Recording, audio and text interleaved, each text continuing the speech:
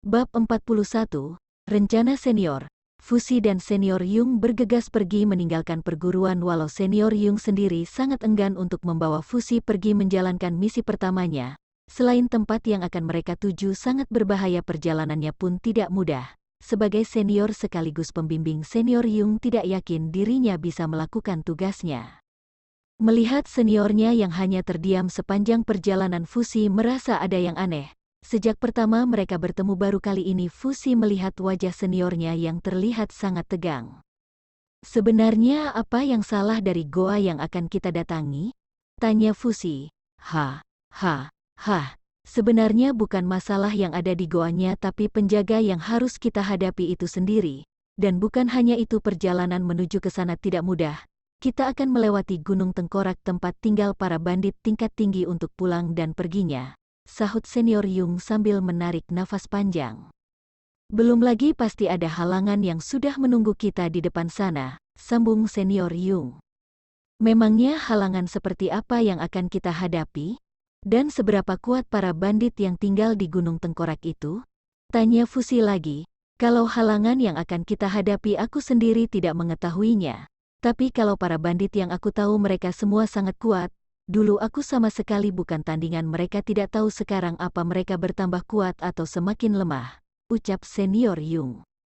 Fuzi hanya menganggukkan kepalanya mengerti apa yang dikatakan seniornya. Jika seniornya saja tidak tahu seberapa kuat bandit itu sendiri, sudah jelas banyak perubahan yang terjadi. Apapun perubahan itu wajib diwaspadai, tapi tidak perlu sampai ditakuti, pikir Fuzi. Sambil terus berjalan, Fuzi walau tidak memiliki indera yang tajam tiba-tiba menghentikan langkahnya. Fuzi bisa merasakan kalau saat ini mereka sedang diikuti, lebih tepatnya mereka diikuti setelah pergi beberapa ratus meter dari perguruan. "Sudah jalan saja, aku sudah mengetahui jika kita sejak tadi diikuti," ucap Senior Yung. "Mereka suruhan Ketua Puan yang masih belum puas kamu menjadi murid Ketua Tang," sambung Senior Yung. "Kalau begitu kenapa tidak kita hentikan saja mereka?" tanya Fuzi. "Tidak perlu menghentikan mereka, aku punya cara lain. Apa kamu membawa jubah yang aku berikan waktu itu?" ucap Senior Yung. "Tentu saja, jubah hitam itu ada di dalam cincin ruang aku," sahut Fuzi. "Baguslah, kita terus berjalan saja. Setelah sampai di desa terdekat aku akan memberitahumu caranya," ucap Senior Yung sambil terus berjalan. Fuzi hanya mengangkat bahunya dan mengikuti Senior Yung yang berjalan di depannya. Fuzi sebenarnya sangat terganggu dengan orang yang mengikutinya, tapi karena seniornya memiliki rencana sendiri, dirinya hanya menurutinya. Setelah berjalan 1 hari penuh, keduanya akhirnya melihat gerbang desa tidak jauh dari mereka. Senior Yung dengan semangat berjalan ke arah desa untuk mencari penginapan terdekat. Fuzi yang mengira seniornya sudah kelelahan dan ingin beristirahat kembali mengikutinya. Fuzi menghampiri Senior Yung yang sudah memberikan 2 kunci kamar di tangannya. "Hari ini perjalanan kita sampai di sini saja. Besok tepat setelah matahari terbit kita akan melanjutkan perjalanan," ucap Senior Yung dengan suara sedikit keras. Setelah memberikan kunci ke Fuzi, Senior Yung bergegas pergi mengikuti pelayan di depannya. Fuzi yang tidak berpikir apa-apa menyusulnya dari belakang. "Kamu pasti berpikir kalau dia sudah kelelahan dan ingin segera beristirahat," ucap Lulang seperti mengerti apa yang dipikirkan Fuzi. "Bukankah memang begitu?" sahut Fuzi. "Tentu saja tidak. Ini adalah rencana yang dimaksudnya saat di perjalanan," ucap Lulang. Seketika Fuzi mengerti apa maksud Lulang. Senior Yung terburu-buru ingin sampai ke desa bukan karena ingin beristirahat, tapi karena ingin menjalankan rencananya. Setelah ini orang yang mengikuti mereka juga akan beristirahat di sini dan Senior Yung bisa menjalankan rencana yang disiapkannya. Malam itu Fuzi sengaja tidak tidur untuk menunggu kedatangan seniornya. Benar saja tepat tengah malam Fuzi melihat seniornya yang masuk ke dalam kamarnya melalui jendela. "Aku mengira kamu sudah tertidur. Tapi karena kamu tidak tidur itu membuat rencana kita lebih mudah," ucap Senior Yung. "Memangnya apa sebenarnya rencana senior?" tanya Fuzi. "Saat ini yang mengikuti kita juga sedang beristirahat, hanya salah satu dari mereka yang berjaga tidak jauh di depan pintumu," ucap Senior Yung. Rencanaku kita harus pergi sekarang juga, tentu saja dengan menggunakan jubah hitam yang pernah aku berikan padamu, sambung Senior Yung.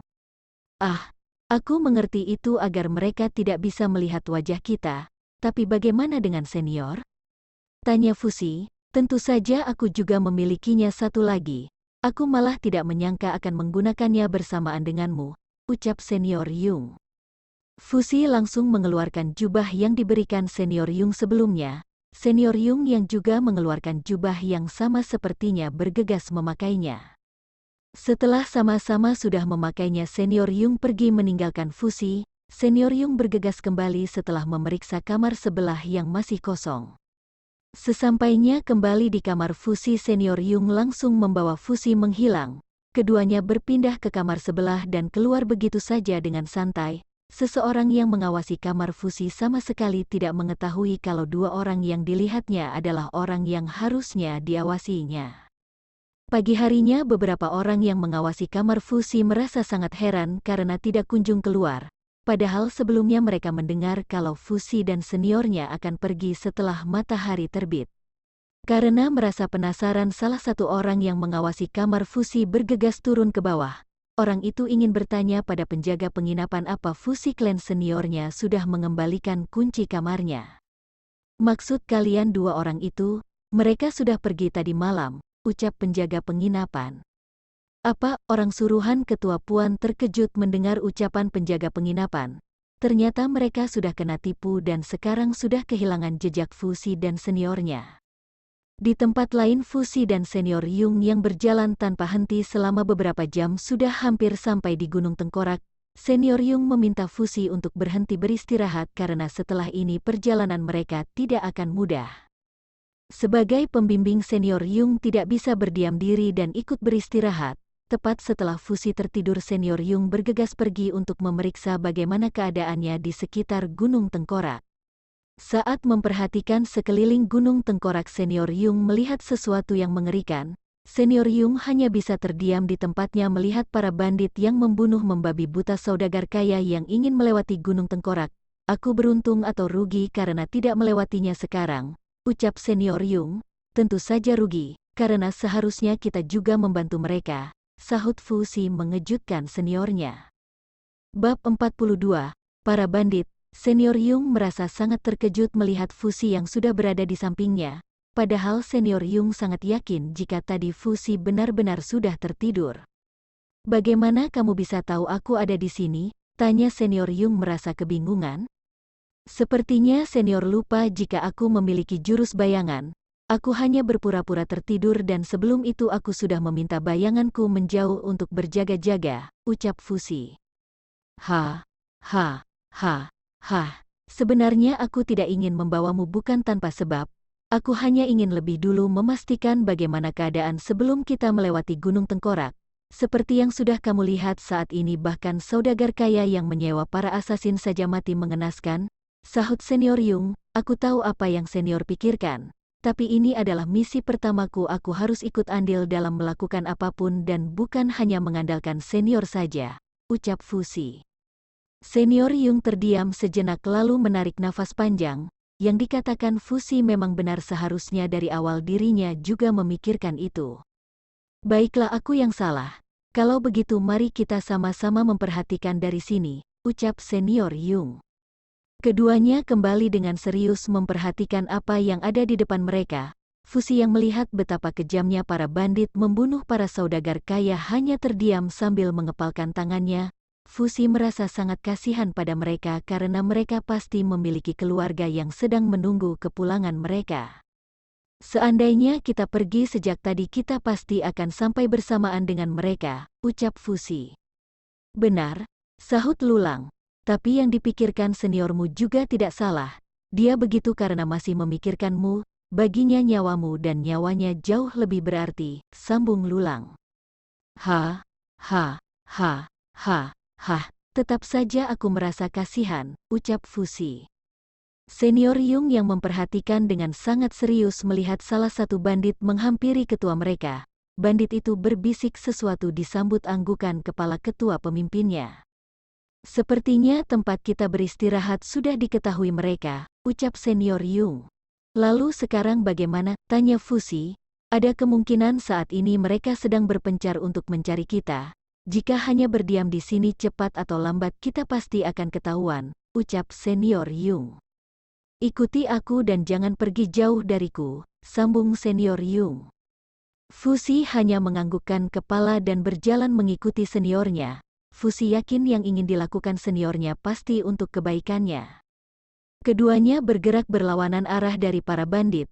Walau Senior Yung tahu tidak ada jalan di depan sana, Senior Yung hanya berpikir lebih baik mereka mencari aman untuk sementara. Setelah sampai di tempat yang sangat jauh dari tempat mereka mengintai sebelumnya, Senior Yung menghentikan langkahnya. Fusi yang juga menghentikan langkahnya penasaran satu hal, seniornya yang jauh lebih kuat darinya kenapa ikut melarikan diri. Melihat Fusi yang terdiam, Senior Yung mengerti apa yang dipikirkannya. Sebenarnya jika ketua mereka hanya satu ditambah bawahan bandit dirinya bisa mengatasinya. Tapi ketua mereka saja berjumlah 5 yang berarti mereka sudah kalah jumlah. Sebenarnya yang kita lihat tadi hanya salah satu dari ketua bandit Gunung Tengkorak. Masih ada 4 ketua lagi yang setingkat dengannya bahkan lebih, ucap Senior Yung. Mendengar perkataan Senior Yung, Fusi dengan cepat menganggukkan kepalanya. Tidak heran kenapa seniornya sampai memilih melarikan diri daripada menghadapi mereka secara langsung. Kamu tenang saja, aku akan menjagamu walau aku harus mati di sini, ucap Senior Yung. Senior terlalu berlebihan, sahut Fusi, aku mengatakannya yang sebenarnya, ucap Senior Yung. Aku tahu itu. Tapi aku juga tidak akan membiarkan senior dalam bahaya, sahut Fusi. Setelah berbicara, bayangan yang sebelumnya masih bersembunyi memperhatikan para bandit kembali ke Fusi. Melihat bayangan Fusi menjelaskan semuanya, Senior Yung terlihat sangat terkejut. Ternyata jurus bayangannya juga bisa berbicara seperti aslinya. 4 ketua bandit membawa setengah lebih pasukannya pergi, ucap bayangan Fusi. Apa kamu yakin? Tanya Fusi mencoba memastikan. Aku sangat yakin, sahut bayangan. Lalu bagaimana dengan anggota bandit yang tadi ingin mencari keberadaan kami? Tanya Fusi lagi. Mereka juga pergi. Hanya tersisa 1 ketua dan 12 anggota bandit, ucap bayangan Fusi. Baiklah, aku mengerti, sahut Fusi. Senior Yung yang mendengar perkataan bayangan Fusi tersenyum puas. Dirinya tidak menyangka dewa berpihak pada mereka. Setelah bayangan Fusi menghilang, Senior Yung berbisik sesuatu ke telinga Fusi. Fusi dengan cepat menganggukkan kepalanya mengerti maksud rencana seniornya. Fusi langsung mengeluarkan bayangannya dan meminta mereka untuk menyebar.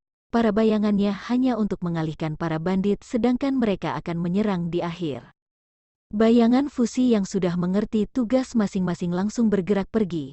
Dari beberapa arah yang berbeda, bayangan Fusi sengaja mengalihkan perhatian para bandit bawahan. Salah satu bayangan Fusi yang terang-terangan lewat di depan beberapa anggota bandit membuat mereka semua sangat kaget. Salah satu bandit memutuskan melapor pada ketua mereka sedangkan sisanya mengejar bayangan Fusi. Di dalam rumah, salah satu ketua bawahan bandit yang ragu untuk masuk hanya berdiri di depan pintu. Dirinya ragu untuk mengatakannya karena takut mengganggu ketuanya. Apa yang kamu lakukan di sana? Tanya Ketua Lin, salah satu ketua para bandit. Maaf ketua, aku ingin melapor. Saat berjaga tadi bersama beberapa lainnya kami melihat seseorang. Yang lain saat ini langsung mengejarnya, ucap bawahan. He, he, he, he, ha, ha, ha, ha. Ternyata ada juga yang mencari kematiannya sendiri, sahut Ketua Lin. Perintahkan yang lain untuk bersiap. Karena kita tidak akan tahu seperti apa orang yang akan kita tangani, sambung Ketua Lin. Di tempat lain, bayangan Fusi yang berpencar mengarah ke tempat Ketua Lim. Semua bawahan yang ikut mengejar masing-masing bayangan Fusi langsung terdiam saat melihat semua berkumpul. Bagaimana bisa sama, ucap para bandit serentak. Bagus, kalian sudah mengumpulkannya, sahut Ketua Lin yang baru keluar dari tempatnya. Dek, betapa terkejutnya Ketua Lin saat melihat beberapa orang berwajah sama dengan baju yang sama berdiri di depannya saat ini. Ketua Lin juga melihat kalau bawahannya juga terlihat sangat terkejut melihat bagaimana orang yang sama bisa menjadi banyak. Itu tidak mungkin, apa ini hanya ilusi, ucap Ketua Lin. Tunggu apalagi serang mereka, tidak peduli apapun mereka harus mati, sambung Ketua Lin. Serang, semua bandit yang berteriak langsung menyerang ke arah bayangan Fusi. Karena Fusi tidak memerintahkan untuk melawan balik setelah diserang bayangan Fusi satu persatu menghilang. Melihat itu Ketua Lin mengernyitkan dahinya. Ketua Lin merasa ada sesuatu yang tidak beres sedang terjadi di tempatnya saat ini dan dirinya merasa seperti dipermainkan.